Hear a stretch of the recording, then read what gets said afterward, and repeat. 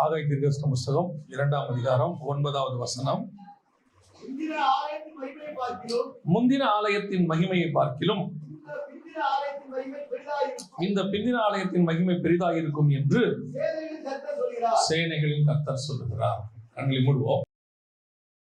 நல்ல தகப்பனே, எங்கள் சர்வ வல்லமை உள்ள ஆண்டவரே, அருமையான நேரத்திற்காக எமக்கு ஸ்தோத்திரம். கிருபை உள்ள கரத்தில் எங்களை தாழ்த்துகிறோம். இந்த ஆலயத்தை தேவனாகிய கர்த்தர் இதுவரைக்கும் கட்டி எழுப்பி கொண்டு இருக்கிறீங்க. ஜனங்களை கூடி வர பண்ணி இருக்கிறீங்க. ஆண்டவரே, இந்த காலை வேளையிலும் நாங்களும் ஆண்டவரே ஒருமித்து உங்களுடைய சமூகத்துல உங்களுடைய நாமத்தை உயர்த்தி உங்களுடைய வசனத்துக்காக நாங்கள் காத்திருக்கிறோம். எங்களோடு கூட பேசுங்க, இடைபடுங்க, உங்களுடைய வார்த்தைகளை அனுப்புங்க. எங்கள் ஆண்டவர் இயேசுவின் நாமத்தில் பிதாவே. அல்லேலூயா. ஆகாய் தீர்க்கதரிசன புஸ்தகம் 2ஆம் அதிகாரம் 9வது வசனம் சொல்லுது, முந்தின ஆலயத்தின் மகிமையை பார்க்கிலும் இந்த பிந்தின ஆலயத்தின் மகிமை பெரிதாயிருக்கும் என்று சேனைகளின் கர்த்தர் சொல்லுகிறார். இந்த ஆலயம், பிந்தின ஆலயம் என்பது எதை குறிக்கிறது? முதல்ல நாம் அதை பார்த்துட்டு அதுக்கப்புறமா இதுல உள்ள சில காரியங்களை நாம் பார்க்க போகிறோம். முந்தின ஆலயம், பிந்தின ஆலயம் என்று சொன்னால் கர்த்தர் எதை சொல்லுகிறார்? இந்த இடத்துல எதை பத்தி சொல்றாரு அப்படின்னு கேட்டீங்கன்னா, முந்தின ஆலயம் என்பது சாலமோன் கட்டினதான ஆலயம். பிந்தின ஆலயம் என்பது செருபாபேல் கட்டினதான ஆலயம். இந்த முந்தின ஆலயத்துக்கும் பிந்தின ஆலயத்திற்கும் என்ன வித்தியாசம்? எதை பத்தி அங்க சொல்லப்பட்டிருக்கிறது? ஏன்னா ஆண்டவர் சொல்றாரு, இதன் மகிமை பெரியதா இருக்கும் என்று சொல்லுகிறார். பிந்தின ஆலயம் என்பது எதை குறிக்கிறது? தேவனுடைய திட்டத்துல ஆலயம் என்பது கிடையாது. நன்றாக கவனித்துக் கொள்ளுங்கள். ஆலயம் என்பது எதை குறிக்கிறது? ஆசாரிப்பு கூடாரத்தை தான் குறிக்கிறது. அதுதான் இப்ப சங்கீதக்காரர் சொல்றாரு இல்லையா, வாருங்கள் கர்த்தருடைய ஆலயத்திற்கு போவோம் என்ற போதுதான். அப்ப ஆலயம் இருந்துச்சா? ஆலயம் இல்ல. சாலமோன் காலத்துல தான் என்ன வந்துச்சு? ஆலயம் கட்டப்பட்டது. அப்ப தாவீது காலத்துல என்ன இல்ல? ஆலயம் இல்ல. அப்ப அவர் எதை ஆலயம் என்று சொல்லுகிறார்? ஆசரிப்பு கூடாரத்தை. வாசிங்க, வெளிப்படுத்தின விசேஷம் 15ஆம் அதிகாரம் 5வது வசனத்தை வாசிங்க. வெளிப்படுத்தல் 15:5 வாசிங்க. பின்பு நான் பார்த்தபோது இதோ பரலோகத்திலே சாட்சியின் கூடாரமாகிய ஆலயம். அப்ப ஆலயம் என்று கர்த்தர் மென்ஷன் பண்ணுவது எதை? ஆசரிப்பு கூடாரத்தை தான் சொல்றார். ஆசரிப்பு கூடாரம் என்பது கர்த்தருடைய பார்வையில் எப்படி இருக்குது? ஆலயமாக இருக்கிறது. இந்த ஆசரிப்பு கூடாரம் என்கிறதான ஆலயத்தை கர்த்தர் ஒரு நோக்கத்தோட திட்டத்தோட தான் கூடாரமா வச்சார். கர்த்தர் நினைச்சிருந்தாருன்னா இந்த ஆசரிப்பு கூடாரத்தை அவங்க கானான் தேசத்துக்கு வந்த பிறகு இந்த கூடாரத்தை ஒரு கல்லுள்ள ஆலயமா மாத்திருங்கன்னு சொல்லியிருப்பார். ஆனா கர்த்தர் அப்படி சொல்லல. கர்த்தர் என்ன கேட்கிறாரு தாவீதை பார்த்து, நான் என்னைக்காவது யாருக்கிட்டையாவது எனக்கு ஒரு ஆலயம் வேணும்னு உங்கள்கிட்ட கேட்டேனான்னு கேட்கிறாரு. ஏன்னா இந்த கூடாரம் என்கிற ஆலயத்துக்கு பின்னாடி ஆவிக்குரிய ஒரு அர்த்தம் இருக்கிறது. என்ன அர்த்தம் அப்படின்னா, இந்த முந்தின ஆலயமாகிய சாட்சியின் கூடாரமாகிய ஆலயம் எதற்கு அடையாளமாக இருக்குதுன்னா, பிந்தின ஆலயம். யார் பிந்தின ஆலயம்? நீங்களும் நானும் தான் பிந்தின ஆலயம். நமக்கு அடையாளமாகத்தான் சாட்சியின் கூடாரமாக அங்க வச்சார். இந்த நியாயப்பிரமாணத்துக்குள்ள இருக்கிற எல்லா விஷயங்களும் எதற்கு அடையாளமா இருக்குதுன்னா, பின்னாடி வரப்போகிறதுக்கு அடையாளமாக இருக்கிறது. அப்படிதான் பவுல் கொலோசியருக்கு எழுதும்போது 2ஆம் அதிகாரத்துல சொல்றார். அதாவது பண்டிகை நாட்களையும் ஓய்வு நாட்களை குறித்தும் மாத பிறப்புகளை குறித்தும் நீங்கள் அற்பமாய் எண்ணாதிருங்கள், அவைகள் வரும் காரியத்திற்கு நிழலாய் இருக்கிறது. கொலோசியர் நிருபம் 2ஆம் அதிகாரம் 16ல இருந்து வாசிங்க பார்ப்போம். ஆகையால் போஜன பானத்தை குறித்தாவது பண்டிகை நாளையும் மாத பிறப்பையும் ஓய்வு நாளை குறித்தாவது ஒருவனும் உங்களை குற்றப்படுத்தாதிருப்பானாக, அவைகள் வரும் காரியங்களுக்கு நிழலாய் இருக்கிறது.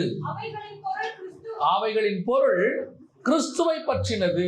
அப்ப இந்த ஆசாரிப்பு கூடாரம், நியாயப்பிரமாணம், பண்டிகை அதெல்லாம் எதை பத்தி சொல்ல வச்சிருக்குன்னா, பின்னாடி வரப்போற கிறிஸ்துவை பற்றி நிழலா இருக்கிறது. அப்ப நாம அதை தெரிஞ்சு கொள்ள வேண்டும் அப்படின்னு சொன்னோம்னா, நிஜமா இருக்கிறத பார்க்கணும். இந்த நிழலை வச்சுக்கிட்டு எதை பண்ணணும்? நிஜத்தை கண்டுபிடிக்கணும். அதுக்குதான் இந்த நிழலை ஆண்டவர் இன்னும் விட்டு வச்சிருக்கிறார்.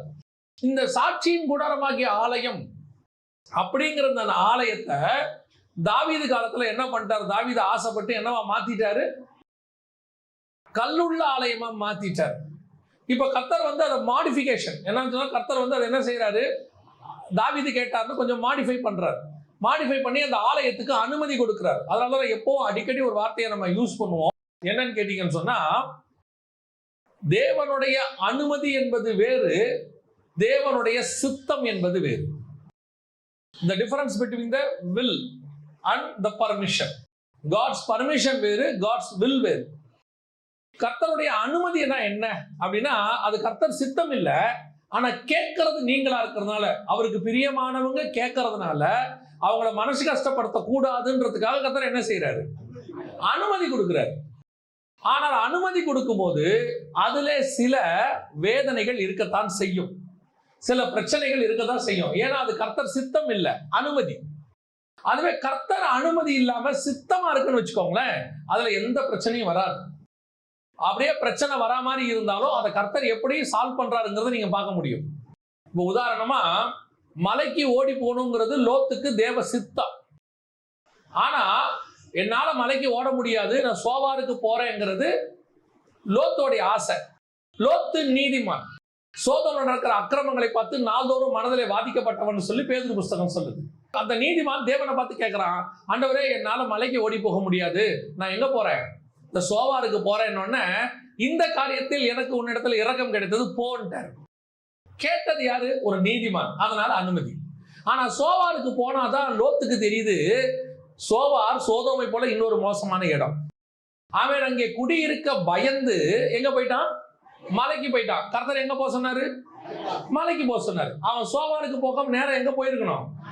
சோவாருக்கு போயிட்டு மலைக்கு போனதுனால விளைவு என்ன? அந்த ரெண்டு பெண் பிள்ளைகளும் கெட்டு போயிடுச்சு. சோதோமுக்குள் இருக்கிற வரைக்கும் கெட்டு போகாத பிள்ளை சோவாருக்கு போயிட்டு போகும்போது என்ன ஆயிடுச்சு? கெட்டு போச்சு. எதுக்கு நான் உங்களுக்கு சொல்றேன் அப்படின்னு கேட்டீங்கன்னா, இந்த தேவ சித்தம் இல்லாமல் தேவ அனுமதியோடு கூட வரும்போது அதில் சில வேதனைகளும் இருக்கத்தான் செய்யும். இப்ப ஆண்டவர் சொல்றாரு, இந்த முதலாவது ஆலயத்தை நீங்க கொண்டாந்துட்டீங்களே, இந்த ஆலயம் என் அனுமதினால வந்தது, சித்தத்தினாலே வரவில்லை. தாவீது கேட்டான், ஆசைப்பட்டான், அதனால வந்தது. ஆனா இப்ப ரெண்டாவது ஆலயம் வரப்போகுது, செருபாபேலை வச்சு கட்ட போறேன். ஆனா அந்த ஆலயம் எதுக்கு அடையாளமா இருக்கு தெரியுமா? வரப்போகிறதான ரெண்டாவது ஆலயம் நீங்களும் நான். இந்த ஆலயத்துக்கு அடையாளமா இதை கொண்டு வர போகிறார். இருந்த ஆசாரிப்பு கூடாரத்துக்கு அடையாளமா தான் நீங்களும் நானும். அப்போ ரெண்டாவது ஆலயம் கட்டப்படுவது யாருக்கு அடையாளம்? உங்களுக்கும் எனக்குமான அடையாளம். அப்ப இந்த ஆலயத்தினுடைய மகிமை எப்படி இருக்கும்? பெரியதாய் இருக்கும். அது எப்படி பெரிதா இருக்கும்ன்றத பின்னாடி பார்ப்போம். அப்ப ரெண்டாவது ஆலயம் என்பது தேவனுடைய சித்தத்தின்படி வருகிறது. நீங்களும் நானும் இந்த சபை காலம் என்பது கர்த்தர் உருவாக்கி இருக்கிற சபை காலம் ஏதோ ஆக்சிடென்டாக வந்ததல்ல, தேவ சித்தத்தின்படி வந்தது.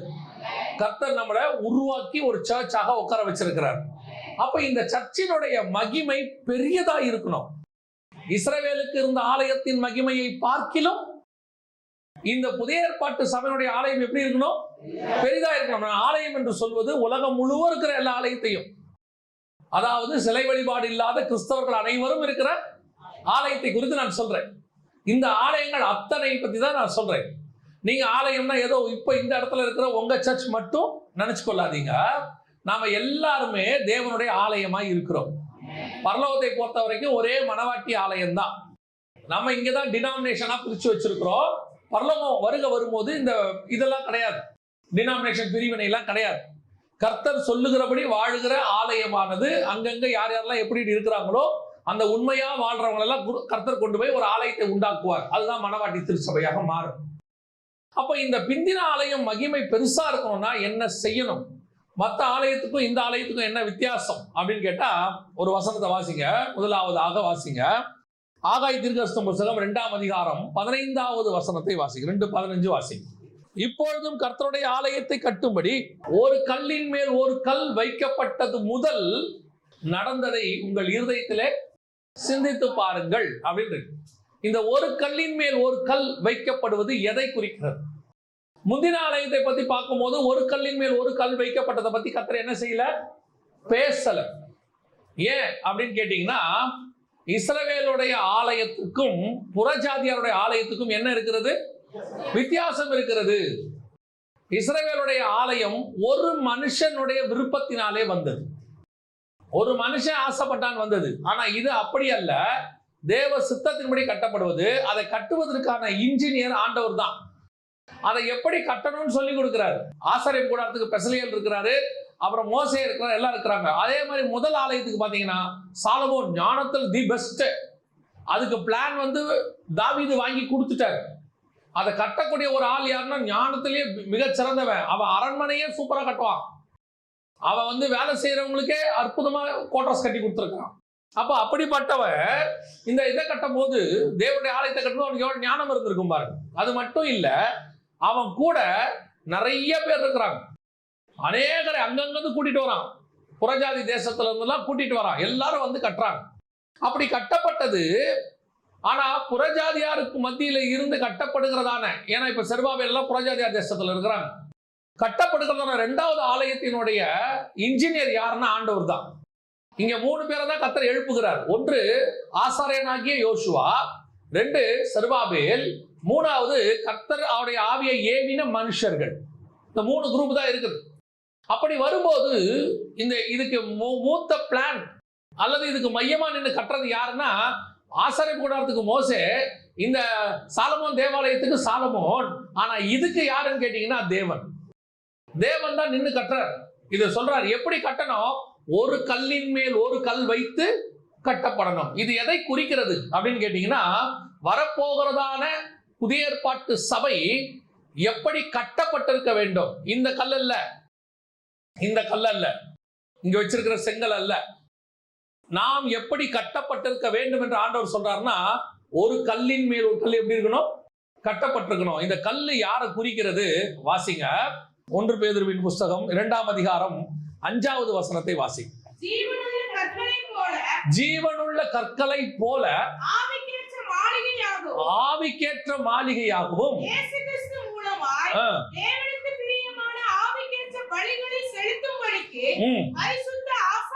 பரிசுத்த ஆசாரிய கூட்டமாகவும் கட்டப்பட்டு வருகிறீர்கள். ஆலயத்தை கட்டுகிற புதிய ஏற்பாட்டை பொறுத்த வரைக்கும் நீங்கள் நானும் எப்படி கட்டப்பட்டு வருகிறோம். ஒரு கல்லின் மேல் ஒரு கல் வைத்து கட்டப்படுவது போல நீங்களும் நானும் தான் அந்த ஜீவ கற்கள். அங்கே ஜீவன் இல்லாத கற்களை வச்சு கட்டப்பட்டது, இங்கே ஜீவனுள்ள கற்களை வைத்து கட்டப்படுது. இதுக்கு மூளைக்கல்லா யார் இருக்கிறா? இயேசு கிறிஸ்து இருக்கிறார். வாசிங்க எபேசியருக்கு நிருபம் 2ஆம் அதிகாரம், எபேசியர் 2:20 வாசிங்க பாப்போம். அதற்கு இயேசு கிறிஸ்து தாமே. அப்போ அஸ்திவாரம் மூளைக்கல் எதுன்னு கேட்டீங்கன்னா இயேசு கிறிஸ்து. அஸ்திவார கல் யாரு? யார் மேல அஸ்திவாரம் போட்டிருக்கிறாரு? அப்போஸ்தலருடைய உபதேசங்கள் மேல். அப்படிதான் வசனம் சொல்லுது. அப்போஸ்தலர் தீர்க்கதரிசிகள் என்பவர்களுடைய அஸ்திவாரத்தின் மேல் கட்டப்பட்டு வருகிறீர்கள். கட்டப்படுகிற நீங்க நான் எப்படிப்பட்டவங்க? ஜீவ கற்கள். மூளைக்கல் யாரு? இயேசு கிறிஸ்து. இப்ப புதிய எருசலேமை எடுத்து பாருங்க. புதிய எருசலேம் வருது. 21ஆம் அதிகாரம் வெளிப்படுத்தின விசேஷம் சொல்லுது. புதிய எருசலேமினுடைய அஸ்திவார கல் யாரு? 14வது வசனம் வாசிங்க.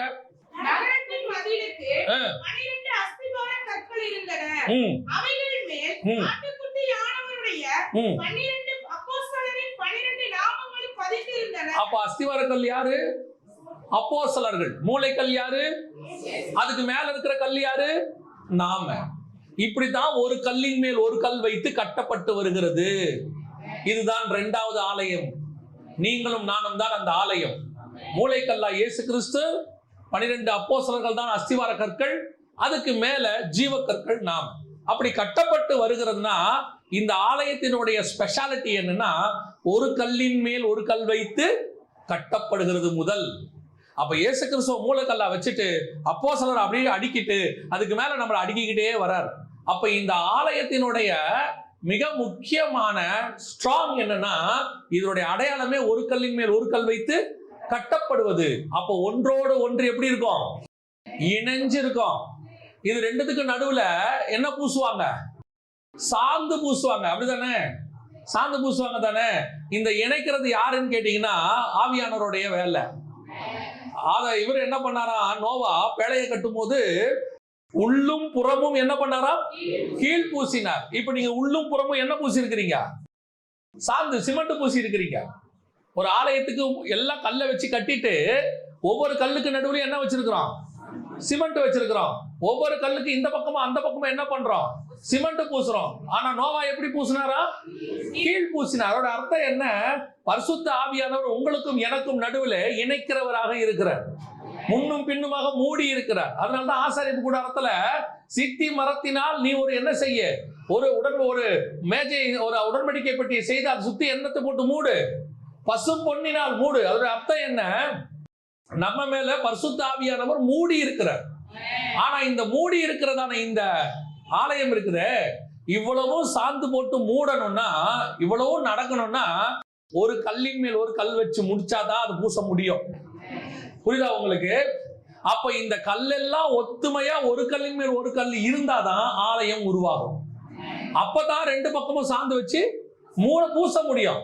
4 கல்லு நான் இந்த கல்லோட இருக்க மாட்டேன், 2 கல்லு நான் இந்த கல்லோட இருக்க மாட்டேன் பிரிச்சுக்கிட்டு போயிட்டா என்ன ஆகும் பாருங்க. அப்போ ஆலயம் என்னவாய் மாறிடும்? குறைவுள்ள ஆலயமாய் மாறிடும். நடுவில் ஒரு ஓட்டை இருக்கும். இந்த ஒரு ஓட்டை போதும், பாம்பு பூச்சி எது வேணாலும் உள்ள வந்துடும். புரியுதா உங்களுக்கு? அப்ப இது எல்லாம் உள்ள வராம இருக்கிறதுக்கு தான் நம்ம என்ன பண்ணி வச்சிருக்கிறோம்? கல்லு போட்டு பூசி இருக்கிறோம். இந்த ஜன்னல் வச்சிருக்கிறோம், ஜன்னலையும் கம்பி போட்டு பூசி இருக்கிறோம். அந்த கம்பி வச்சுட்டு மேல கண்ணாடி போட்டு மூடி இருக்கிறோம். காரணம் என்ன? எதுவும் உள்ளே வந்து விடாதபடிக்கு. அப்போ முழுவதுமாக இது ஒரு கல்லின் மேல் ஒரு கல் வைக்கணும். இதோடைய மிக முக்கியமான விஷயம் என்ன? இந்த ஒரு கல்லின் மேல் ஒரு கல் வைத்தாதான் நாம் சுத்திலும் கீழ் பூச முடியும், சுத்திலும் சாந்து பூச முடியும். இது முழுவதுமாக ஒரு என்னவை மாறும்? ஆலயமாய் மாறும். வாசி அப்போஸ்தலர் நடபடிகள் 2ஆம் அதிகாரம் 1-2 வசனங்களை வாசி. பெந்தேகோஸ்தே என்னும் நாள் வந்தபோது பெந்தேகோஸ்தே என்னும் நாள் வந்தபோது அவர்கள் எல்லாரும் ஒருமனப்பட்டு, இதான் ரொம்ப முக்கியம். ஒரு ஆலயம் உருவாவதற்கு ஒரு கல்லின் மேல் ஒரு கல் என்பது என்ன? அத்தனை கல்லும் சேர்ந்து ஒரு ஆலயமா மாறி இருக்கு. அத்தனையும் சேர்ந்து ஒரு சுவரா மாறி இருக்குது. இப்ப என்ன கேக்குறாங்க? இந்த சுவர் கட்டியாச்சா, கட்டியாச்சா, சைடு சுவர் கட்டியாச்சா, அப்படிதானே கேக்குறாங்க. என்னைக்காவது கேட்டுருக்காங்களா? இந்த பக்கம் இருக்கிற செங்கல் எல்லாம் வச்சு முடிச்சாச்சா, அந்த பக்கம் இருக்கிற செங்கல் எல்லாம் வச்சு முடிச்சாச்சா? இல்ல. எத்தனை செங்கல் சேர்ந்தாலும் அது ஒரு சுவர், எல்லா செங்கல் சேர்ந்தாலும் அது ஒரு ஆலயம். அப்போ ஒரு ஆலயத்தினுடைய மிக முக்கியமான அமைப்புக்குள்ள புதைஞ்சிருக்கிறதான ரகசியம் என்னன்னா, இவை எல்லாம் ஒரு மனதோடு கூட ஒரு இடத்தில் கூடி வரும்போது அங்கே சாந்து பூசப்படும், முழுவதுமாக மூடப்படும். அவர்கள் எல்லோரும் ஒருமனப்பட்டு கூடி வரும்போது அவர்கள் அத்தனை பேரையும் பரிசுத்த ஆவியானவர் வந்து மூடுகிறார். அப்போ ஆலயத்தினுடைய பிரதானமான நோக்கம் என்ன? ஒருமனம். இன்னைக்கு சபைகள்ல காணப்படாதது, கிறிஸ்தவர்களுக்குள்ளே காணப்படாதது என்னன்னு கேட்டீங்கன்னா, இந்த ஒன்னஸ், ஒருமனம் தான்.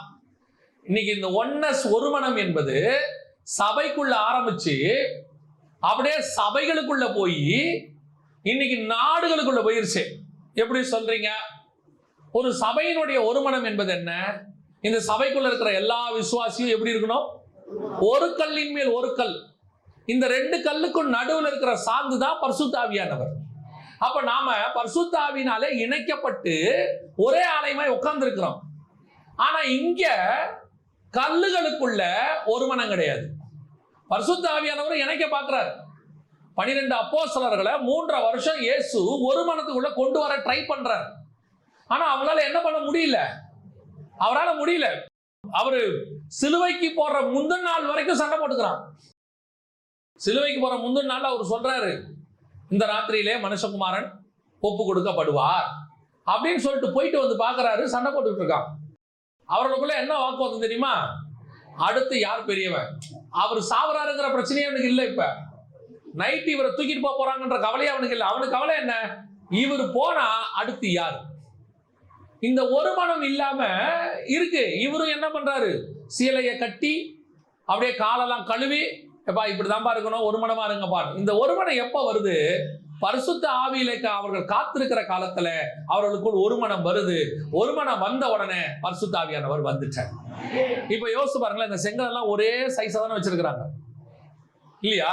எல்லா செங்கல் இப்படிதானே வச்சிருக்காங்க. 2 செங்கலை இப்படி வச்சா என்ன ஆகும்? செவர் வருமா? இப்படியே அடிக்கிட்டு இருக்கிற செங்கல் 2 செங்கல் இப்படி ஆயிடுச்சுன்னா வராது. எல்லாம் ஒரே வியூ, ஒரே டைரக்ஷன், ஒரே காரியத்தை செஞ்சா மட்டும்தான் ஆலயம் உருவாகும். ஒரு கல்லின் மேல் ஒரு கல் வைக்க முடியும். இன்னைக்கு சபை எப்படி இருக்குது? ஒரு மனம் இல்லாமல் கிடக்கு. எப்படி சீஷர்கள் இயேசு கிட்ட உட்கார்ந்து இருந்தானோ, எல்லாம் அழைக்கப்பட்டது தான், எல்லாம் அழைக்கப்பட்ட சீஷர்கள் தான், முன்குறிக்கப்பட்டவங்க தான். ஆனா சபை எப்படி இருக்குது? ஒரு மனம் இல்லாம இருக்கு. இந்த ஒரு மனம் இல்லாம இருக்கிறதுக்கு என்ன காரணம் தெரியுமா? உங்களுக்கு முதல்ல இது எங்க ஆரம்பிக்கணும் தெரியுமா? ஒரு மனம் எங்க ஆரம்பிக்கணும் தெரியுமா? வீட்டுல ஆரம்பிக்கணும். வீட்டுல ஒரு மனமா இருக்கிறவன் தான் எங்க ஒரு மனமா இருப்பான்? சபையில ஒரு மனமா இருப்பான். அப்ப வீட்டுல ஆரம்பிச்சாதான் ஒரு மனம் எங்க வரும்? சபைக்குள்ளே வரும். அப்ப வீட்லயே ஒரு மனம் வரணும். அங்க ஜெபம் பண்ணணும். ஆண்டவரே, எங்க மொத்தமே 4 பேரு, 4 பேருக்குள்ள ஒரு மனம் வரலாம் என்ன இருக்கு? ஒரு குடும்பத்துல மிஞ்சி போச்சுன்னா 4, அப்படியே மிஞ்சி போச்சுன்னா 5, மேக்சிமம் 6. இவ்வளவு ஒரு 6 பேர் இருக்கிற குடும்பத்துக்குள்ளேயே சமாதானம் வரலையே, 60 பேர் இருக்கிற சபைக்குள்ள எப்படி வரும்? 600 பேர் இருக்கிற சபைக்குள்ள எப்படி வரும்? அப்ப ஒரு மனம் என்பது குடும்பத்தில் ஆரம்பிக்கணும். அங்க ஆரம்பிச்சாதான் எங்க வரும்? சபைக்குள்ள வரும். சபைக்குள்ள வந்தாதான் சபைகளுக்கு உள்ளே வரும். எல்லா சபைக்குள்ளேயும் வரும். குடும்பத்துக்குள்ள இருக்கிற சண்டை சபைக்குள்ள இருக்கு, சபைக்குள்ள இருக்கிற சண்டை சபைகளுக்குள்ள இருக்கு. இன்னைக்கு அந்த ஒரு மனம் எங்க இல்ல? சபைகளுக்குள்ள இல்ல. கவனிச்சு கொள்ளுங்கள். ஒரு கல்லின் மேல் ஒரு கல், ஒரு மனம் இருந்தால் மட்டுமே ஆலயத்தில் மகிமை தங்கி இருக்கும். அந்த ஆலயம் ஒரு கல்லின் மேல் ஒரு கல் கட்டப்படாமல் இருக்குமானால் அங்கே மகிமை தங்கி இருக்காது. ஆண்டவர் ஆலயத்தை கட்டும் போதே அப்படித்தான். அப்படியே ஃபர்ஸ்ட் ஒரு 3 பேரை கூப்பிடுறாரு. நீங்க ஆண்டவர் அந்த சர்ச்சை ஃபார்ம் பண்ற விதத்தை பாருங்க, ரொம்ப அழகா இருக்கும். அவர் அப்படியே வனாந்தரத்தை தனியா நிக்கிறார். ஃபர்ஸ்ட் யோர்தான்ல ஞானஸ்நானம் எடுத்த உடனே, அப்புறம் அந்திரேயா வரார். அந்திரேயாவும் யோவானும் வராங்க. அவங்க போய் பேதுருவை கூப்பிட்டு வராங்க. அந்திரேயா போய் பேதுருவை கூப்பிட்டு வராரு. அப்புறம் 12 அப்போஸ்தலர்கள் வராங்க. அப்புறம் 70 பேர் வராங்க. அடுத்து 120 பேர் வராங்க. அடுத்து 500 பேர் வராங்க. அடுத்து 5000 பேர், 3000 பேர்.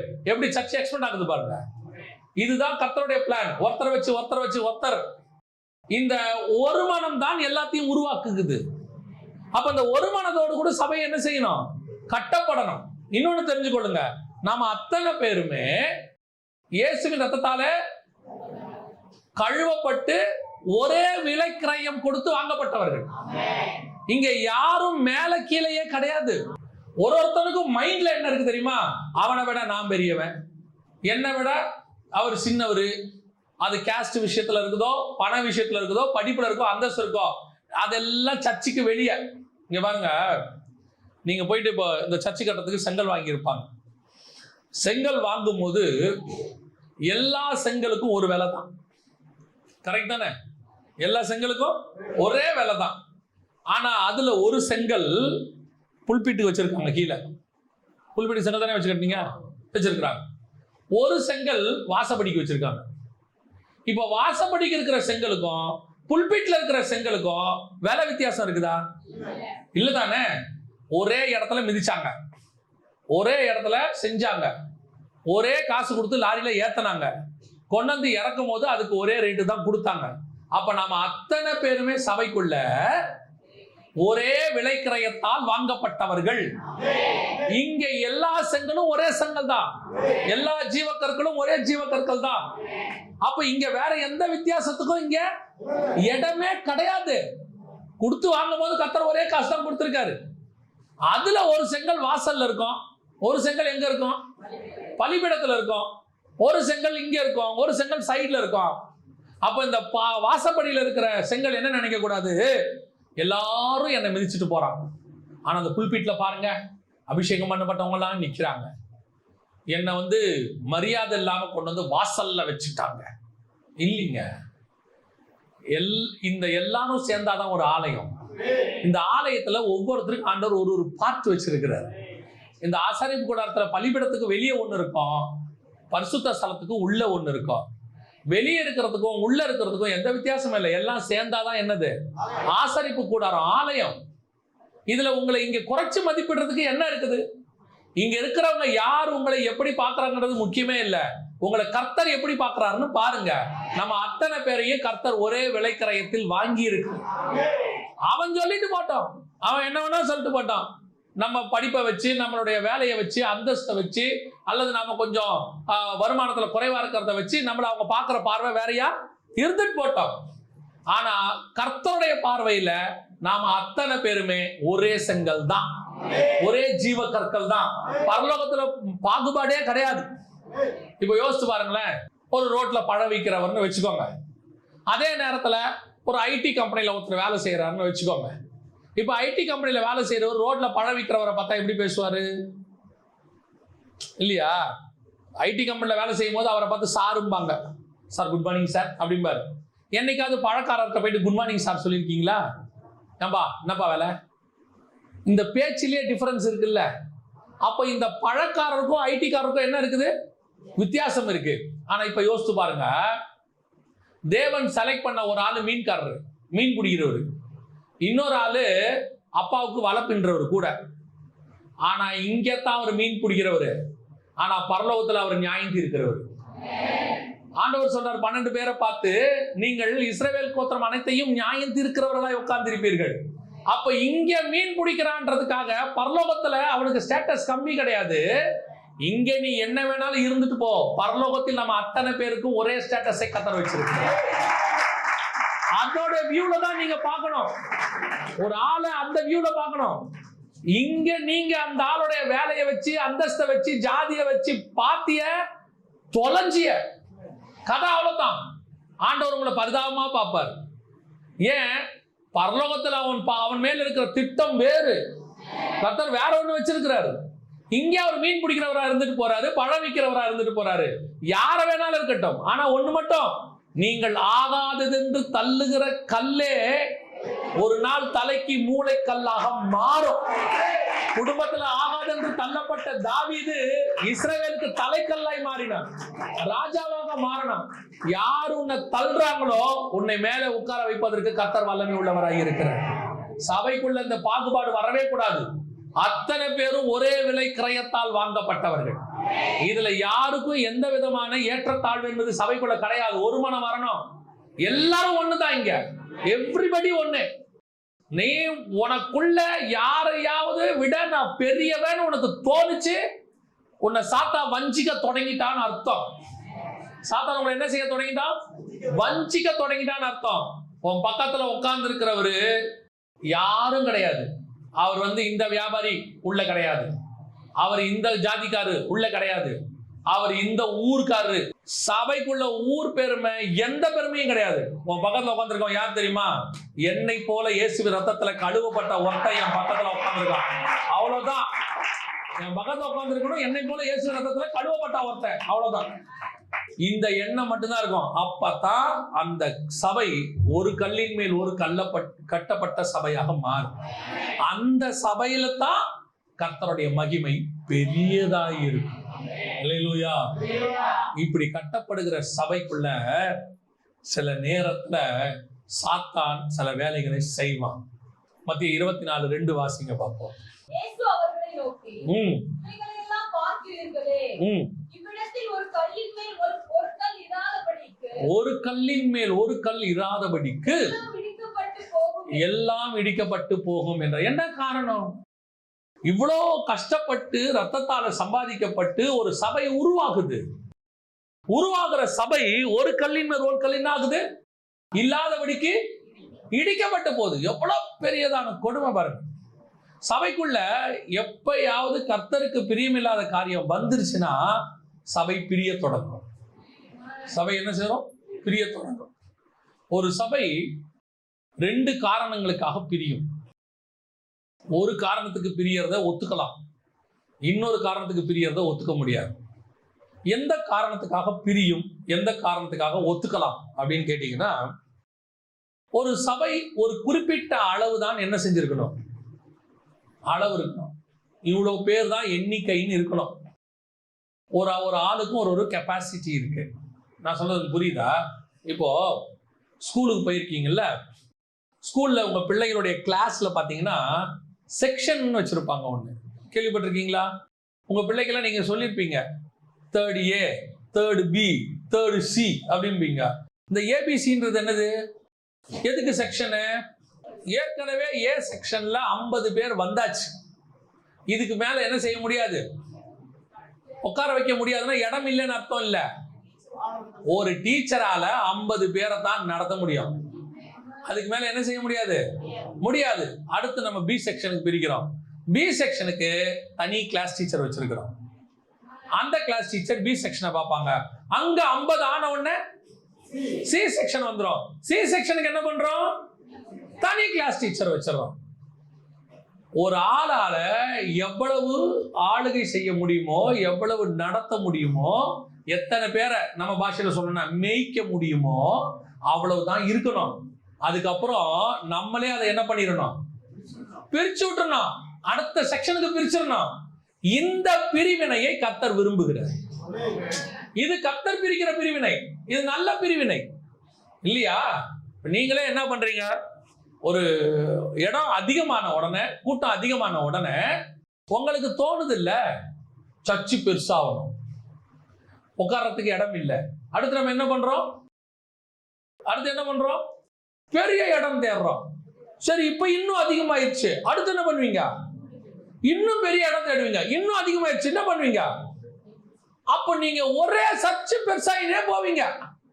உங்களுக்கு என்ன தெரியல, பெருசாகுது, இன்னொரு கிளாஸ் டீச்சரை போட்டு இன்னொரு சர்ச்சு உருவாகணும்னு உங்களுக்கு தெரியல. பாருங்க, நான் சொல்றது புரியுதா? ஒரு ஊழியக்காரனால இவ்வளவு பேருக்கு தான் என்ன பண்ண முடியும், நடத்த முடியும். நீங்க சொல்லுங்க பாப்போம், 5000 பேர் இருக்க சர்ச்சில் நீங்க இந்த ஸ்டாண்டர்ட் எல்லாம் சொல்ல வேணாம். 5000 பேரை வரிசையா நிக்க வச்சு, சார் பேர் சொல்லுங்க, 5000 பேர் உங்களுடைய பிள்ளைகள் தானே 5000மோ சொல்லுங்க, சொல்ல வராது. உங்க பிள்ளைங்க பேரே உனக்கு தெரியலையே, எப்படி நாளைக்கு கர்த்தரிடத்துல போய் கணக்கு கொடுப்பீங்க? அப்ப கர்த்தர் என்ன பண்ணுவார் தெரியுமா, நீயா பிரிச்சு அனுப்புவேன்னு நான் நினைச்சேன், நீ அனுப்பல. இப்ப நான் என்ன பண்றேன், நானே பிரிக்கிறேன். ஏன்னா இது ஓ ரத்தத்துல சம்பாதிக்கப்பட்டது இல்ல, என் ரத்தத்துல சம்பாதிக்கப்பட்டது. இது நல்ல பிரிவினை, கர்த்தரை பிரிச்சுடுவார். சரிப்பா, உனக்கு தான் பேச நேரம் இல்ல, பேசுற எவனாவது இருப்பான், அவங்ககிட்ட கொடுத்துட்றேன். ஆனா பிரியக்கூடாத இன்னொரு பிரிவினை இருக்கு. இப்படி பிரியக்கூடாது, எது தெரியுமா, சபைக்குள்ள சண்டை போட்டு பிரியறது ஒண்ணு இருக்கு. சபைக்குள்ள சண்டை போட்டு, எனக்கு இந்த சபை செட்டே ஆகாது, எனக்கு இந்த சபை ஒத்து வராது. சபை பிரச்சனை இல்லாத இடம் இல்லை, சபை பிரச்சனையை தீர்க்கிற இடம். கோர்ட்டுக்கு போறீங்க, நீங்க போய் கோர்ட்ல போய் கேட்பீங்களா, என்னங்க இப்படி சண்டை போட்டு வழக்கு போட்டுட்டு இருக்கிறாங்க, இங்க சமாதானமே இல்லையே. கோர்ட்ல வழக்கு ஆடுற இடத்துக்கு பேர் தான் கோர்ட். அங்க போனா எல்லாரும் என்னதான் பண்ணிட்டு இருப்பாங்க, வழக்காடிட்டு தான் இருப்பான். எதுக்கு வழக்காடுறான், நியாயத்துக்காக அங்க வழக்காடுறான், அவ்வளவுதான். அப்ப சர்ச்சுங்கிறது என்ன இடம், பாவிகள் மனம் திரும்புகிற இடம். இங்க வெறும் பரிசுத்தவான் தான் இருக்கணும்னா அதுக்கு பரலோகத்துக்கு தான் போகணும், அங்க மட்டும்தான் வெறும் பரிசுத்தவான். இங்க எல்லாம் பரிசுத்தவான் இல்ல, பரிசுத்தவான் ஆகிறதுக்கு முயற்சி பண்ணுகிற இடம். அப்போ உனக்கு பக்கத்துல இருக்கிறவனை பார்க்கும்போது பிரிவினை வரக்கூடாது, சபைக்குள்ள சண்டை வரக்கூடாது. எனக்கு இந்த சபை செட் ஆகாது, அதாகாது, இதாகாது, எல்லாம் ஆகும், எல்லாம் செட் ஆகும். ஆண்டவர் நம்மள அத்தனை பேரையும் ஒரே மாதிரி தான் வச்சிருக்கிறார். இங்க சபை உடையறதுக்கான வேலை கிடையாது, நாமளே பிரிச்சிடணும். ஒரு லிமிட் வந்த உடனே, நான் எப்பவும் சொல்லுவேன், இந்த வாலிப பிராயத்தில் ஊழியத்துக்கு வரக்கூடியதான யங்ஸ்டர்ஸ் பாஸ்டர்ஸ் வராங்க இப்ப நிறைய பேர். அவங்க கேட்பாங்க, சர்ச்சில் என்ன செய்யணும், எவ்வளோ விசுவாசி வளரணும்னு ஆசைப்படுறையோ அவ்வளோ ஊழியக்காரனும் வளரணும்னு ஆசைப்படணும். ஒரு பக்கம் விசுவாசி வளரணும், ஒரு பக்கம் ஊழியக்காரனும் வளரணும், அசிஸ்டண்ட்டும் வளரணும். ஒரு லிமிட்டுக்கு மேல ஒரு அசிஸ்டண்ட் கிட்ட ஒரு சபையை கொடுத்து நீ போய் நடத்து. 25 கிலோமீட்டர் தள்ளி வராங்களா, அந்த 25 கிலோமீட்டர் தள்ளி வரக்கூடிய இடத்துல இருந்து ஒரு சர்ச்சை ஆரம்பிச்சிடணும். அங்க ஆரம்பிச்சு ஒரு ஊழியக்காரன் ரெடி பண்ணி அங்க அமைச்சிடணும். நம்ம சாகும்போது ஒரு சர்ச்சில இருந்து 6000 பேரை வந்தாங்கன்றது பெருமை இல்லை, அந்த ஆள் மூலமா 60 சர்ச்சு உருவாகி இருக்குது, தமிழ்நாடு முழுக்க ஊழியம் பண்ணி இருக்கிறாருங்கிறது தான் பெருமை. யோசிச்சு பாருங்க, இன்னைக்கு என்ன இருக்குது, இந்த பிரிவினை இல்லாததுனால சபை தானாவே உடையும். நம்மள ஆண்டவர் ஒரு மனதோடு கூட உண்டாக்கி இருக்கிறார். ஒரு கல்லின் மேல் ஒரு கல்லு அப்படிக்கு இடிக்கப்படுகிற நிலைமை என்ன செய்யக்கூடாது, வரக்கூடாது. சபை அப்படியே ஒரு மனமா இருக்கணும். நீ யோசிச்சு பாருங்க, எத்தனையோ டினாமினேஷன் ஒரு சண்டையும் இல்லாம அவ்வளோ அழகாக நடத்திட்டு இருக்கிறாங்க. ஏன்னா அவங்களை பொறுத்த வரைக்கும் ஊழியத்தை தேவ சித்தத்தோடு செய்கிறார்கள். மனுஷ சித்தத்துக்கு அங்க என்ன கிடையாது, இடம் கிடையாது. ரெண்டாவது, இந்த ஆலயத்தினுடைய மகிமை ஏன் பெரியதாகி இருக்கும், வாசிங்க 2வது அதிகாரம் ஆகாய் புஸ்தகம் 7வது வசனத்தை வாசிங்க. 2:7 வாசிங்க.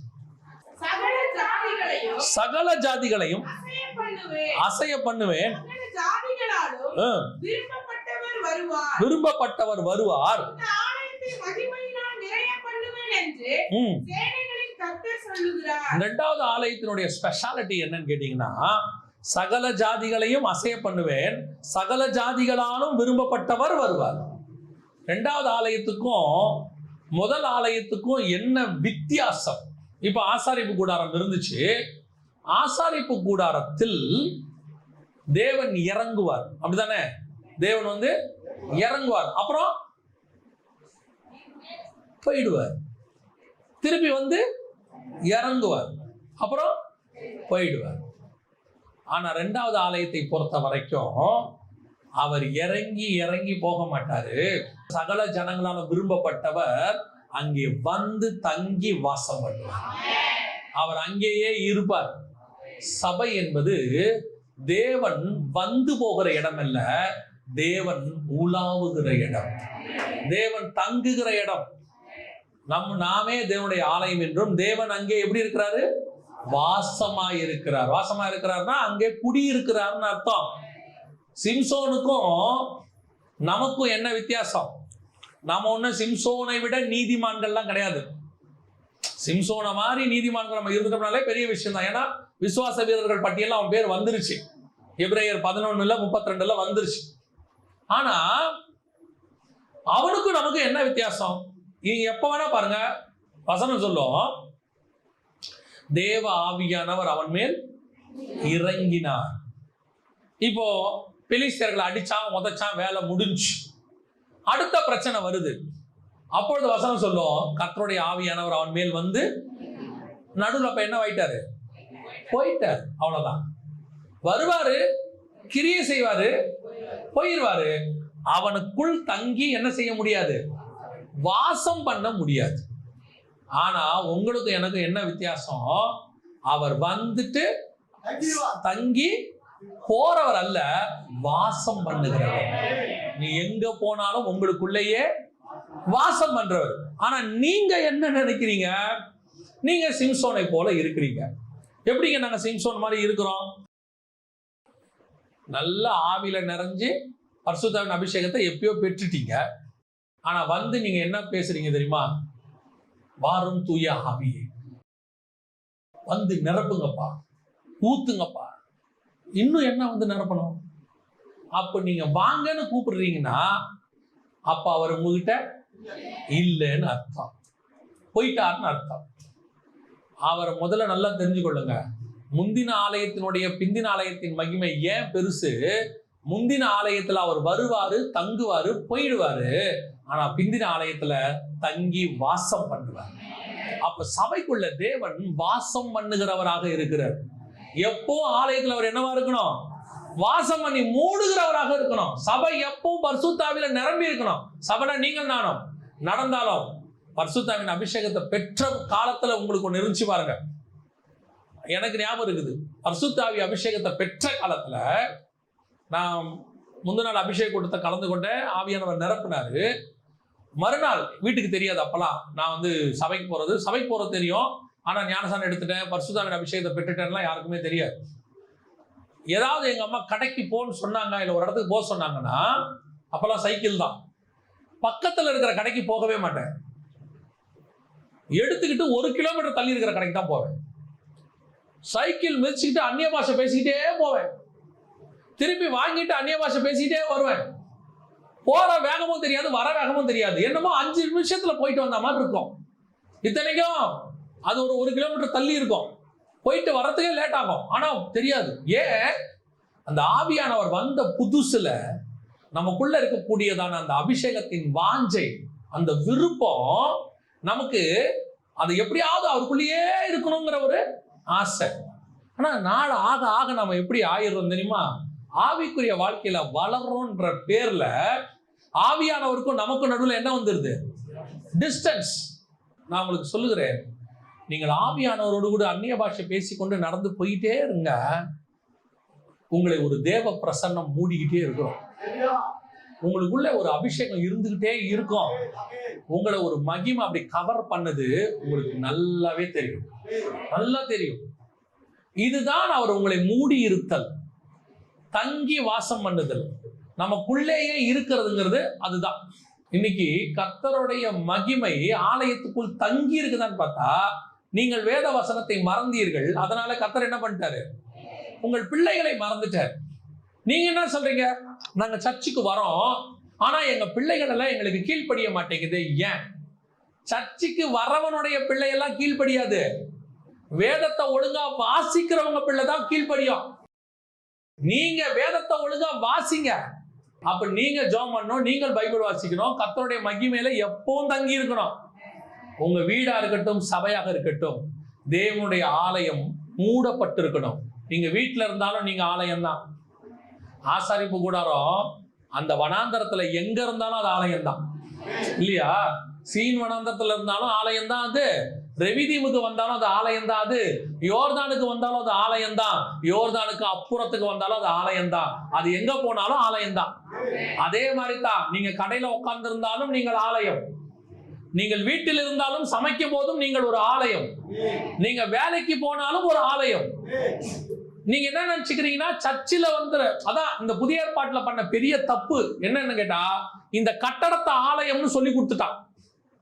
நீங்க இதைத்தான் பரிசுத்தமா நினைக்கிறீங்க, உங்களை பத்தின கான்சென்ட்ரேஷன் உங்களுக்கு போயிடுச்சு. அதனாலதான் ஆபீஸ்ல எல்லா அக்கிரமத்தையும் பண்ணிட்டு இங்க தசமாங்காணிக்கு கொடுத்துட்டா பாவம் போயிடும் நினைச்சுக்கிட்டு இருக்கீங்க. இந்த கட்டடம் ஆலயம் ஆகவே ஆகாது, ஆலயம் ஆகாது. இது நீங்கள் எல்லாம் நாங்கள் எல்லாம் கூடி ஜெபிக்கிறதுக்கான இடம், அவ்வளவுதான். நம்ம பேர் வச்சுக்கிட்டோம். நைட்டு போய் எங்கேயாவது வெளியூருக்கு போனா தங்கறதுக்கு ஒரு இடம் இருக்கு, அதுக்கு பேர் என்னது? லாட்ஜ். இல்ல நீங்க எங்கேயாவது போயிட்டு சொந்தக்காரங்க வீட்டுல தங்குறீங்கன்னு வச்சுங்க, அதுக்கு பேரு கெஸ்ட் ஹவுஸ். அந்த மாதிரி நீங்க வந்துட்டு போற இந்த இடத்துக்கு பேரு சர்ச்சு. ஆனா ஆலயம் நீங்க தான். நீங்க வீட்டுல இருந்தாலும் நீங்க தான் ஆலயம். அந்த பயம் உங்களுக்கு இருந்துட்டே இருக்கணும். அப்ப இந்த ஆலயத்துல அவர் மகிமை என்ன செய்யணும்? மூடிட்டே இருக்கணும், எப்பவும் மூடணும், எப்பவும் மூடணும். வீட்டுல இருந்தாலும் ஒரு மகிமை பிரசன்ஸ் இருந்துட்டே இருக்கணும். நீங்க அப்படி இருந்து பாருங்க, உங்களால டிவி பார்க்க முடியாது. பார்க்க மாட்டீங்கல்ல, பார்க்கவே முடியாது. டிவி இருக்கும், ரிமோட் இருக்கும், கரண்ட் இருக்கும், ஆனா பார்க்கணும்னு உங்களுக்கு தோணவே தோணாது. ஏன்னா உங்களை மூடி இருக்கிற மகிமை பரலோகத்துக்குரியதா இருக்கிறதுனால பூமிக்குரிய டைவர்ஷனை உங்களை அது ஒண்ணுமே செய்யாது. நம்மள என்ன நினைக்கிறோம்னா, டிவி இல்லாம மட்டும் இருந்தா நான் டிவியே பார்க்க மாட்டேன். நம்ம நினைக்கிறோம்ல, டிவி இருக்கிறதுனால தான் என்ன பண்றோம்? டிவி பார்க்கிறோம். இல்லைன்னா என்ன செய்ய மாட்டோம்? பார்க்க மாட்டோம்னு. நான் சொல்றேன், உங்க வீட்டுல டிவி இருக்கட்டும், கேபிள் கனெக்ஷன் இருக்கட்டும், ரிமோட் இருக்கட்டும், கரண்ட் இருக்கட்டும், எல்லாம் இருக்கட்டும், ஆனா நீங்க பார்க்க மாட்டீங்க. ஏன்? உங்களை மூடி இருக்கிற மகிமை அப்பேற்பட்டதாக இருக்கும். அப்ப தேவன் எப்பொழுதும் என்ன செய்யணும்? இங்க வாசம் செய்கிற ஆலயமாய் இருக்க வேண்டும். அல்லேலூயா. அதுதான் முந்தின ஆலயத்தை விட பிந்தின ஆலயத்தின் மகிமை. முந்தின ஆலயத்துல அவர் எப்படி இருந்தாராம் தெரியுமா? வாசிங்க, 1 ராஜாக்களின் புஸ்தகம் 9ஆம் அதிகாரம் 3வது வசனத்தை வாசிங்க. கர்த்தர் அவனை நோக்கி, நீ என் சமூகத்தில் செய்த உன் விண்ணப்பத்தையும் உன் வேண்டுதலையும் கேட்டேன். நீ கட்டின இந்த ஆலயத்தில் என் நாமம் என்றைக்கும் விளங்கத்தக்கதாக, என் நாமம் என்றைக்கும் விளங்கத்தக்கதாக அதை பரிசுத்தமாக்கினேன். என் கண்களும் என் இருதயம் என்னாலும் அங்கே இருக்கும். கண்ணும் இருதயமும் அங்க இருக்கும். புரியுதா? கண்ணும் இருதயமும் அங்க இருக்கும் முந்தின ஆலயத்துல. ஆனா பிந்தின ஆலயத்துல அவரே இருப்பாரு. இப்ப இந்த டிஃபரன்ஸ் புரியுதா உங்களுக்கு? முன்னாடி பார்த்துக்கிட்டே இருப்பாரு, இருதயத்துல ஒரு எண்ணம் இருந்துட்டே இருக்கும், நம்ம இந்த இடத்த பார்க்கணும், இந்த இடத்த பாதுகாத்துக்கணும், இங்க இருக்கணும் அப்படின்னு. ஆனா பிந்தின ஆலயத்துல அவர் கண்ணு இருதயம் மட்டும் இல்ல, அவரே தங்கி வாசம் பண்ணுகிறவராக இருந்தார். அல்லேலூயா. கடைசியாக முந்தின ஆலயத்துக்கும் பிந்தின ஆலயத்துக்குமான மகிமை, ஏன் பிந்தின ஆலயத்தின் மகிமை பெரிதா இருக்கும்னு கர்த்தர் சொல்றாரு அப்படின்னா, அதுக்கு அடையாளம் என்ன? 9ஆம் வசனம் வாசிங்க, 2:9 ஆகாய புஸ்தகம். முந்தின ஆலயத்தின் மகிமையை பார்க்கிலும் இந்த பிந்தின ஆலயத்தின் மகிமை பெரிதா இருக்கும் என்று சேனைகளின் கர்த்தர் சொல்கிறார். இவ்விடத்தில் சமாதானத்தை கட்டளையிடுவேன் என்று சேனைகளின் கர்த்தர் ஆலயத்துல என்ன கட்டளையிடுவாராம்? யோசிச்சு பாருங்க. ஆலயத்துல சமாதானத்தை கட்டளையிடுவார்னா ஆலயத்துல சமாதானம் இல்லாம இருக்கணும் தெரியும். ஆலயத்துல சமாதானம் கர்த்தர் கட்டளையிட்டாதான் இருக்கும், இல்லைன்னா ஆலயத்துல என்ன இருக்காது? சமாதானம் இருக்காது. இப்ப எடுத்துக்கோங்க, எருசலேம் தேவாலயத்துல என்னைக்காவது சமாதானம் இருக்கா? இன்னைய வரைக்கும் சண்டைக்கு காரணமான முக்கிய இடமே எதுதான்? அந்த எருசலேம் ஆலயம் இருந்த இடம் தான். முதல் ஆலயமா இருக்கட்டும், 2வது ஆலயமா இருக்கட்டும், இப்போ வரப்போற 3வது ஆலயமா இருக்கட்டும், இங்க இருக்கிறதுக்கு சமாதான கேடுக்கு காரணம் அந்த ஆலயம் தான். இந்த ஆலயம் அன்னையிலிருந்து எப்படி இருக்குது? பிரச்சனையாவே இருக்குது. ஆனால் இந்த 2வது ஆலயம் உங்களுக்குள்ள எனக்குள்ளும் முந்தின ஆலயத்தை விட மகிமை ஏன் அதிகமா இருக்குதுன்னா, அங்கே இல்லாத சமாதானம் நமக்குள்ளே இருக்கிறது. நமக்குள்ள இருக்கணும். இருந்தாதான் இது பிந்தின ஆலயம். உங்களுக்கு சமாதானம் இருக்குதா? சமாதானம் இருக்குதா? சிலர் சொல்றாங்க சர்ச்சுக்கு வரும்போது என்ன இருக்குது? சமாதானம் இருக்கு.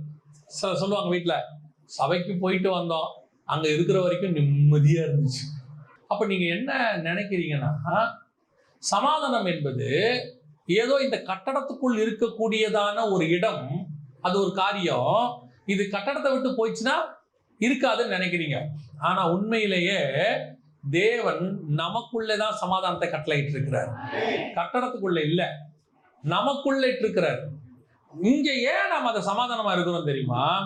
இங்க நம்ம எல்லாத்தையும் மறந்துட்டு, எல்லாத்தையும் விட்டுட்டு, கர்த்தரையே நோக்கி பார்த்து ஆராதிச்சு, அவரோடு கூட சஞ்சரிச்சு, அவர் வசனத்தை தியானிக்கிறதுனால இந்த ஸ்தலத்தில் நமக்கு எப்படி இருக்குது? சமாதானமா இருக்குது. இது எதையுமே நீங்க வெளியே செய்யாததுனால சமாதானம் இல்லை. அவ்வளவுதான். இவ்வளத்தையும் வெளியே செஞ்சு பாருங்க. இவ்வளத்தையும் வெளியே செஞ்சு பாருங்க. இங்க நடக்கிற அத்தனை விஷயத்தையும் எப்போ உங்களுக்குள்ள ஒரு ஆராதனை போய்கிட்டே இருக்கட்டும், ஒரு துதி போய்கிட்டே இருக்கட்டும், ஒரு வசனத்தை தியானிச்சுக்கிட்டே இருங்க, ஒரு மற்ற மக்களோட ஒரு மனதமா இருங்க. நீங்க இருந்து பாருங்க, உங்களுக்கு சமாதானம் எல்லா இடத்துலயும் வரும். எல்லா இடத்துலயும் இருக்கும். நீங்க பாபிலோனுக்குள் இருந்தாலும் சமாதானமா இருக்கலாம்.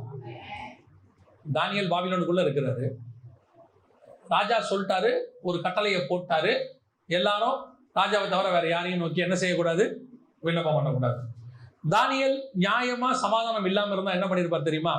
அதனாலதான் அந்த வார்த்தையை அழகா அங்க போட்டு வச்சிருக்கிறாங்க. 6ஆம் அதிகாரத்துல தானியேல்ல அந்த வார்த்தையை அழகா போட்டிருப்பாங்க. தானியேல் தான் எப்பவும் செய்து கொண்டிருந்தது போல எருசலேமுக்கு நேராக பலகணிகளை, அதோட அர்த்தம் என்ன தெரியுமா? அவன் பீஸ்ஃபுல்லா இருக்கான். பலகணியை திறந்து வச்சான். பயப்படுறவன் தான் என்ன பண்ணிருப்பான்? எல்லாத்தையும் மூடிட்டு, எல்லாத்தையும் க்ளோஸ் பண்ணிட்டு, உள் ரூமுக்கு போய் யாருக்கும் தெரியாம பெட்ஷீட்டை மூடிட்டு ஜோம் பண்ணிருப்பான், யாருக்கும் கேட்காம கூடாதுன்னு. அவனுக்கு ஒரு பயமும் இல்லை, சமாதானமா இருக்கான், நிம்மதியா இருக்கான். திறந்தா எல்லா கதவையும் ஆஸ் யூசுவல் ஜோம் பண்ணான். கையை தட்டி அவன் பாடி இருப்பான் போல, அவன் பண்ணிட்டே இருக்கான். ஏன்? நீங்க என்னை பாபிலோனில் வைத்தாலும் நான் சமாதானமாக இருப்பேன். நீங்க எனக்கு எதிராக சட்டத்தை இயற்றினாலும் நான் சமாதானமாக இருப்பேன். என்னை தூக்கி நீங்கள் சிங்கக்கெபியில் போட்டாலும் நான் சமாதானமாக இருப்பேன். சிறைச்சாலைக்குள்ள போட்டா என்ன பண்ணணும் நியாயமா? மனுஷன் நியாயமா யாரையாவது ஜெயில போட்டா, ஜெயில இருக்கிறவனை நீங்க பார்க்க போனீங்கன்னா, ஜெயில இருக்கிறவன் என்ன சொல்லுவான்? உங்களை நீங்க தப்பே செய்யாம போட்டாங்கன்னே வச்சுக்கோங்க. நீங்க ஒரு குற்றமே செய்யல, உங்களை தூக்கி ஜெயில போட்டாங்க. போட்ட உடனே உங்களை ஒருத்தர் பார்க்க வராரு. நீங்க என்ன பண்ணுவீங்க? அவரை பார்த்து புலம்புவோம் இல்லையா? ஒரு தப்பு பண்ணலைங்க, அநியாயமா என்னை தூக்கி உள்ள போட்டாங்க, அப்படிதானே சொல்லணும். யோசேப்பு என்ன பண்ணாரு? யோசேப்பு அவர் போறாரு, ஜெயிலுக்கே சமாதானம் வந்துருச்சு. யோசேப்பு சிறைச்சாலையில் இருந்தான், கர்த்தரோ யோசேப்போடு கூட இருந்தார். அப்ப கர்த்தர் எங்க இருக்கிறாரு? ஜெயிலுக்குள்ள இருக்கிறாரு. கர்த்தர் ஜெயிலுக்குள்ள இருந்தா எப்படி இருக்கும்? அவன் பீஸ்ஃபுல்லா இருக்கான், ஒரு கவலையும் இல்லை. பேதுருவை தூக்கி ஜெயில போட்டாங்க. ஜெயில போட்டா நியாயமா என்ன பண்ணும்? இவனை பத்திரமா பாக்குறதுக்கு 4 அடுக்கு தூங்காம இருக்கு. 4 ஸ்டேஜ் போட்டிருக்கான், 4 அடுக்கு பாதுகாப்பு போட்டிருக்காங்க. அவன் தூங்காம உட்காந்துருக்கான். இவன் என்ன பண்றான்?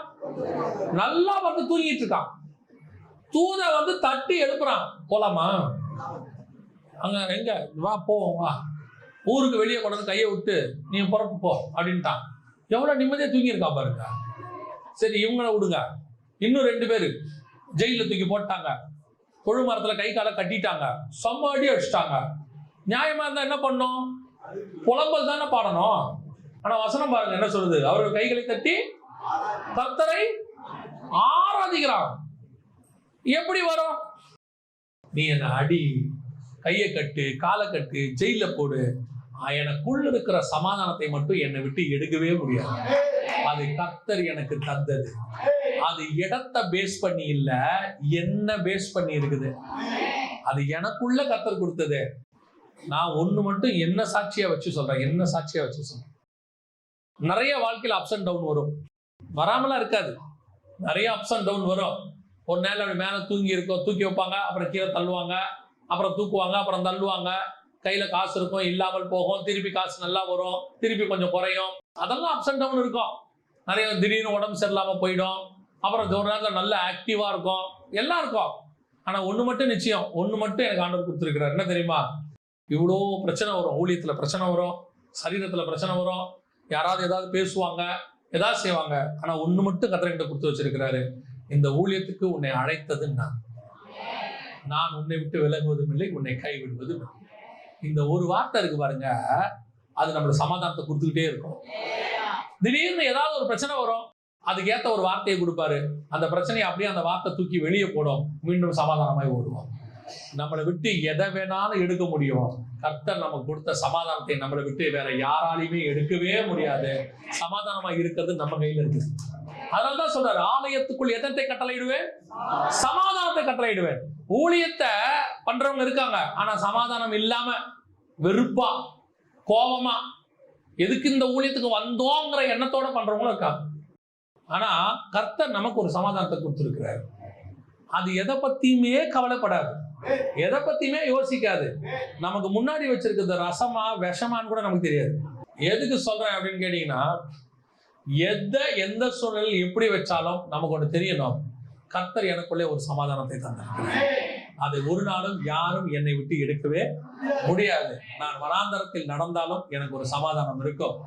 நான் பாபிலோனுக்குள் போனாலும் எனக்கு ஒரு சமாதானம் இருக்கும். நான் எகிப்துக்கு கொண்டு போகப்பட்டாலும் எனக்கு ஒரு சமாதானம் இருக்கும். நான் எருசலேமிலே கர்த்தரை ஆராதித்தாலும் எனக்கு ஒரு சமாதானம் இருக்கும். அந்த சமாதானம் என் தேவனால் எனக்கு கொடுக்கப்பட்டது. முந்தின தேவாலயத்தில் இல்லாத அந்த சமாதானத்தை பிந்தின ஆலயமாக எனக்குள் கர்த்தர் வைத்திருக்கிறார். அல்லேலூயா. அதனாலதான் அந்த ஆலயத்தை பார்க்கிலும் இந்த ஆலயத்தின் மகிமை பெரிதா இருக்கு. முதலாவது ஒரு மனம் ஆலயத்துக்குள்ள இருக்கணும். இரண்டாவது, ஆண்டவர் கட்டப்பட்ட அந்த ஒரு மனதை பிரியாதபடிக்கு பார்த்துக்கணும்.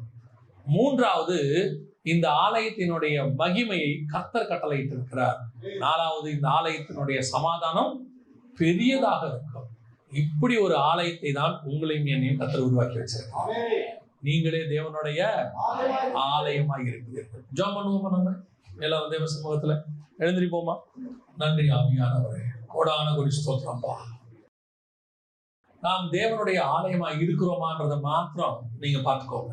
தேவன் உலாவுகிற இடமா இருக்குதான்னு பாருங்க, தங்கி தாபரிக்கிற ஸ்தலமா இருக்குதான்னு பாருங்க. அவர் கொடுத்த சமாதானம் உங்களுக்குள்ள இருக்கான்னு பாருங்க. அவர் கட்டளையிட்ட ஒரு மனம் உங்களுக்குள்ள இருக்கான்னு பாருங்க. இதுதான் ரொம்ப முக்கியம். முதலாவது, கர்த்தர் ஒரு கல்லின் மேல் ஒரு கல் வைத்திருக்கிறார். எல்லாரும் இணைஞ்சாதான் சபை. தனித்தனியா இருக்கிறதுக்கு பேர் சபை கிடையாது. காங்கிரிகேஷன்னா நம்ம கூடி இருத்தல். சர்ச் அப்படின்னாலே கூட்டப்பட்டிருக்கிற இடம் அப்படின்னு அர்த்தம். இரண்டாவது, கர்த்தர் அங்கே வாசம் பண்ணுகிறவராக இருக்கிறார். ரொம்ப முக்கியம். வந்து போகிறவர் அல்ல, வாசம் பண்ணுகிறவர். மணவாளன் எப்பவுமே வீட்டுல இருந்தாதான், இரவும் பகலும் இருக்கிறவனுக்கு பேர் தான் மணவாளன். காலைல வேலைக்கு போனாலும் அவர் வீட்டுக்குள்ள இரவு இருப்பார், இரவு வேலைக்கு போனா பகல்ல இருப்பார். அவருக்கு பேர் தான் மணவாளன். மற்ற அத்தனை பேரும் வந்து போகிறவர்கள். வீட்டுக்கு பால் போடுறவங்க, கேஸ் போடுறவங்க, தண்ணி கொண்டு வந்து கொடுக்குறவங்க, சொந்தக்காரங்க எல்லாம் வந்து போறவங்க. ஆனா தங்கி இருக்கிறவருக்கு பேர் தான் மணவாளன். உங்களுக்குள்ள தேவன் வந்து போகிறவரா, தங்கி இருக்கிறவரா? அவர் வாசம் பண்ணுகிறவரா, விசிட்டராக இருக்கிறாரான்னு பாருங்க. ஒப்பு கொடுங்க உங்களை. அப்பப்போ வந்து ஆவியில நிரம்பிட்டு அவர் போயிடுறாருன்னா உனக்குள்ள ஏதோ பிரச்சனை இருக்குன்னு அர்த்தம். நீ முந்தின ஆலயம். பிந்தின ஆலயம்னா உங்களுக்குள்ள அவர் தங்கி வாசம் பண்ணுவார். கடைசியாக, முந்தின ஆலயத்தை விட நமக்கு கர்த்தர் கொடுத்திருக்கிற சமாதானம், அது இயேசு கிறிஸ்துவின் மூலமாய் வந்த சமாதானம். வசனம் சொல்லுது, அவரை என்றென்றைக்கும் அங்கே சமாதானத்தை கட்டளையிடுகிறார். அவருக்கு பேரே சமாதான பிரபு, பிரின்ஸ் ஆஃப் பீஸ். அவர் இருக்கிறாரா? அவர் அங்கே உலாவுகிறாரா? இருந்தா அந்த சமாதானம் அங்க இருக்கும். நிறைய குடும்பங்கள்ல சமாதானம் இல்லை. ஏன்னா தேவன் அங்க தங்கி ஸ்தாபரிக்கல. தேவன் அங்க தங்கி ஸ்தாபரிக்காததுனால அங்கே ஒரு மனம் இல்லை. இந்த 3 பாயிண்டோடைய கனெக்ஷன் அதுதான். தேவன் அங்கே சமாதானத்தை கட்டளையிட்டால் அங்கே அவர் வாசம் பண்றார்னு அர்த்தம். அவர் அங்கே வாசம் பண்ணினால் அங்கே ஒரு மனம் இருக்கும்னு அர்த்தம். உங்களை நீங்க ஆராய்ந்து பாருங்க. ஏன் உன் வீட்டுல சமாதானம் இல்லை? ஏன் நீங்க இருக்கிற இடத்துல சமாதானம் இல்லை? சிலர் உங்களுக்கு விரோதமா எழும்புவாங்க, அதை விட்டுருங்க. கணவன் மனைவிக்குள்ள, குடும்பத்துக்குள்ள, பெற்றோர் பிள்ளைகளுக்குள்ள ஏன் இல்லை? தேவன் உங்க மத்தியில இருக்கிறாரா, வாசம் பண்றாரான்னு பாருங்க. ஒப்பு கொடுக்க போறோம். இப்போ பல நேரங்களில் நினைச்சுக்கிட்டே இருக்கிறாங்க, எல்லாமே கரெக்டா இருக்கிற மாதிரி தான் இருக்கு, ஆனா ஏதோ ஒரு சமாதானம் மட்டும் எங்களுக்குள்ள இல்லை. ஒரு மிஸ் அண்டர்ஸ்டாண்டிங் போய்கிட்டே இருக்குது. காரணம் என்ன தெரியுமா? நீங்களும் ஜீவன் உள்ள கல்லுதான், உங்க கூட இருக்கிறவரும் ஜீவன் உள்ள கல்லுதான். ஆனா அந்த 2 கல்லையும் இணைக்கக்கூடிய அந்த சமாதானக்காரர் நடுவில் அந்த சாந்து பூசப்படாது இருக்கிறது. அவர் வந்துட்டாருன்னா 2 கல்லும் ஒன்னா ஒட்டிக்கும். அதுக்கு மேல ஆவியானவர் வந்து மூடிடுவார் மொத்தமா. உங்களை ஆராய்ந்து பாருங்க. கணவனும் மனைவியும் சமாதானமா இருக்கணும்னா அவங்க ஒரு வீட்டுல இருந்தா மட்டும் பத்தாது. அவங்க ஒரு சபைக்கு ஒன்னா போனா மட்டும் பத்தாது. அவங்க 2 பேருக்குள்ள 3வது நபரா, முப்புரி நூலா பரிசுத்த ஆவியானவர் இருக்கணும். ஒன்னா சேர்ந்து நீங்க ஜெபம் பண்ணி பாருங்க, 3வது நபர் அங்க வந்துருவார். நீங்க 2 பேரும் சேர்ந்து ஜெபம் பண்ணாததுதான் பிரச்சனை.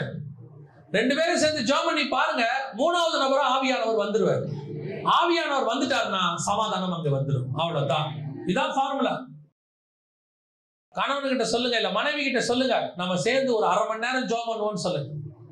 போனெல்லாம் சுவிட்ச் ஆஃப் பண்ணிட்டு 2 பேரும் சேர்ந்து ஒரு வசனத்தை வாசிச்சு 2 பாட்டு பாடி ஒரு ஜெபம் பண்ணுங்க. ஒரு 1/2 மணி நேரம் பண்ணி பாருங்க, உங்க வீட்டுக்குள்ள எப்படி சமாதானம் வருதுன்னு பாருங்க. அதுதான் சக்சஸ்ஃபுல் பார்ப்பல. இது பண்ணாம நீ என்னதான் மனைவிக்கு கிஃப்ட் வாங்கி கொடுத்தாலும், இது பண்ணாம என்னதான் கணவனுக்கு விதவிதமா நீங்க சமைச்சு போட்டாலும், இது பண்ணாம நீ எந்த சொந்தக்காரங்களை கூப்பிட்டு உட்கார வச்சு பஞ்சாயத்து பேசினாலும், இல்ல இது பண்ணாம நீங்க எந்த சைக்கிராட்டிஸ்டிக்க போய் பார்த்தாலும் உங்க வீட்டுக்குள்ள சமாதானம் வராது. பாஸ்டர் கூப்பிட்டு பேசினா கூட வராது. எப்ப வரும் தெரியுமா? ஒரே ஒரு காரியத்தை செய்யுங்க, கணவனும் மனைவியும் கையை பிடிச்சு முழங்கால் போடுங்க. ஒரு 1/2 மணி நேரம் மட்டும் ஜெபம் பண்ணணும் தீர்மானம் எடுங்க. இந்த 1/2 மணி நேரம் ஜெபம் உங்க குடும்பத்துக்கு பிரயோஜனம், உங்க பிள்ளைகள் வருங்காலத்துக்கு பிரயோஜனம், உங்க எதிர்காலத்துக்கு பிரயோஜனம், உங்களை பார்த்து கொண்டிருக்கிற எத்தனையோ விசுவாசி குடும்பங்களுக்கு அது பிரயோஜனமா மாறிடும். கர்த்தர் யார்கிட்டயே பேசிட்டு இருக்கிறார். ஒப்பு கொடுத்து பாருங்க, ஜெபம் பண்ணி பாருங்க, உங்க வீடுகளுக்குள்ளே சமாதானம் வரும். இன்னைக்கு போய் ஒரு தீர்மானம் எடுங்க, இன்னையிலிருந்து 1/2 மணி நேரம் தேவனுக்காக நாங்கள் குடும்பமாய் ஒதுக்க போகிறோம், நாங்கள் ஜெபிக்க போகிறோம். நீங்க தீர்மானம் எடுங்க. உங்க வீட்டுக்குள்ள கர்த்தர் கட்டளையிடுகிற சமாதானமும் கர்த்தருடைய அசைவாடுதலும் ஒரு மனமும் எப்படி வருதுன்னு மட்டும் பாருங்க. நம்ம ஜெபம் பண்ணுவோமா? அப்படி குடும்பத்துக்கு சமாதானம் வேணும், அதுக்காக எனக்கு ஜெபம் பண்ணுங்கன்றவங்க மாத்திரம் உங்க கரங்களை ஆண்டவருக்கு நேராக உயர்த்துங்க. இது உங்களுக்கான ஒரு நேரம். கர்த்தர் உங்க குடும்பத்தை ஆசீர்வதிக்க போறாரு. உங்க குடும்பத்துல இருக்க சமாதான கேடுகளை எடுத்து போட போறாரு. கர்த்தர் உங்க குடும்பத்தை அநேகருக்கு சாட்சி உள்ள குடும்பமா மாத்த போறாரு. அநேகருக்கு முன்பாக உங்க குடும்பம் இகழப்படுகிற குடும்பமாக நிக்குது. சிலர் உங்களை பார்த்து சிரிக்கிறாங்க, எப்போ பார்த்தாலும் சண்டை சண்டைன்னு சொல்றாங்க. இன்னைக்கு நாம ஒரு தீர்மானம் எடுப்போம், நாம ஜெபம் பண்ணுவோம், நாம ஒருமனப்படுவோம், குடும்பமா உட்கார்ந்து ஜெபம் பண்ணுவோம். நிச்சயம் தேவனாகிய கர்த்தர் ஒரு பெரிய காரியத்தை உங்கள் குடும்பத்திலே செய்ய போகிறார். ஒப்பு கொடுப்போமா? சர்வ வல்லமை உள்ள எங்கள் தகப்பனே, கரங்களை உயர்த்தி செபிக்கிற ஒவ்வொருத்தருக்காக நாங்கள் செபிக்கிறோம். உங்களுடைய கரத்துக்குள்ளே நாங்கள் ஒப்பு கொடுக்கிறோம். நாங்கள் சந்தோஷமாய் இருப்பது உங்களுடைய சித்தம் ஆண்டவரே. நாங்கள் சமாதானமாய் இருப்பதுதான் உங்க சித்தம் அப்பா. மனுஷகுமாரன் சமாதானத்தை உண்டு பண்ண வந்தீர். சகல ஜனங்களாலும் விரும்பப்படுகிறவர் நீர். சமாதானத்தை கட்டளையிடுகிறவர் நீர் அப்பா. ஆண்டவரே, எங்க குடும்பங்கள்ல சமாதானத்தை கட்டளையிடுங்க ஆண்டவரே. சமாதானத்தை கட்டளையிடுங்க. கிருபையுள்ள கரத்துல எங்களை தாழ்த்துகிறோம். உங்களுடைய மகிமை மூடிக்கொள்ளட்டும். ஆசீர்வச்சிருங்கப்பா. குடும்பங்களுக்குள்ள இன்னையிலிருந்து ஒரு பெரிய மாற்றம் வரட்டும். அநேக சாட்சிகளை கேட்க கர்த்தர் கிருபை பாராட்டும். எங்கள் ஆண்டவர் இயேசுவின் நாமத்தில் பிதாவே.